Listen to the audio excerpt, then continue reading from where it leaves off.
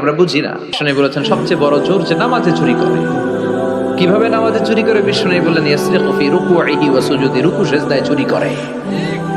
রুকুর পিঠ সোজা হয় না, রুকু থেকে সোজা হয় ধীরস্থির ভাবে দাঁড়ায় না। এরপর আবার দুই সিজদার মাঝখানে ধীরস্থির ভাবে 2-1 সেকেন্ড বসা কিন্তু ওয়াজিব।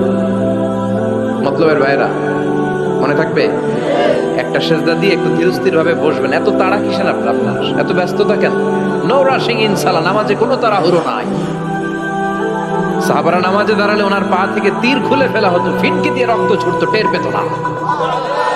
বিশ্বনবী নামাজে দাঁড়ালে পা গুলো ফুলতে ফুলতে ঘাম বেরোতো, রক্ত পড়তো, টের পেত না। সাহাবারা নামাজে দাঁড়ালে ওনাদেরকে খেজুর গাছ মনে করে মরুভূমির পাখিগুলো মাথায় এসে বসে যেত। ওনারাও নামাজ পড়ে, আমরাও নামাজ পড়ি, তাড়াহুড়ো। এমনকি বিশ্বনবী নামাজ শুরু হয়েছে, আপনি জামাত যে ধরবেন, দৌড় দিতেও নিষেধ করেছেন।